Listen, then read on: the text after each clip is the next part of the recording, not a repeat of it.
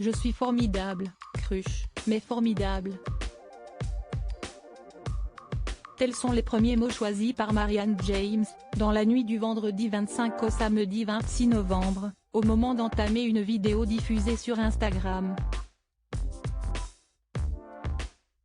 L'artiste de 60 ans a poussé un coup de gueule, mais sans pour autant se départir de son humour, et confié à ses abonnés avoir été victime d'une arnaque. Les faits se sont déroulés vendredi, aux alentours de 17h30, alors que la comédienne entrait dans sa loge. Soudain, elle a reçu un texto qui semblait provenir de la sécurité sociale.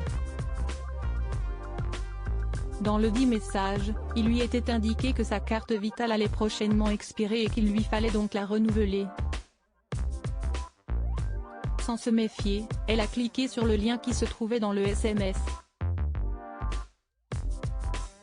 Son nom de famille, son prénom, son âge, son adresse, ses coordonnées bancaires. L'auteur-compositrice-interprète, guitariste et actrice a renseigné toutes les données demandées.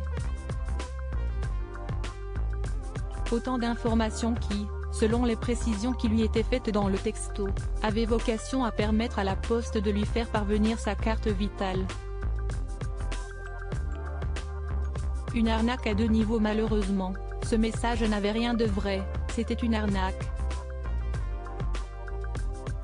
10 minutes après avoir rempli ses coordonnées, celle qui avait été éliminée l'été dernier de Mask Singer a reçu un coup de fil de la part d'un homme qui a prétendu travailler pour l'organisme de contrôle des cartes bancaires et opposition, comme elle l'a précisé dans la vidéo. Il lui a dit que de fortes sommes étaient débitées de son compte, avant de lui demander de lui transmettre ses coordonnées bancaires, mais aussi ses identifiants bancaires, car il assurait en avoir besoin pour faire opposition. Soudain, alors que l'homme continuait à parler, l'artiste s'est rendu compte que sa langue fourchait et qu'il feignait de prendre un accent qui n'était pas le sien. Ce détail lui a mis la puce à l'oreille, elle était en train de faire les frais d'une arnaque à deux niveaux.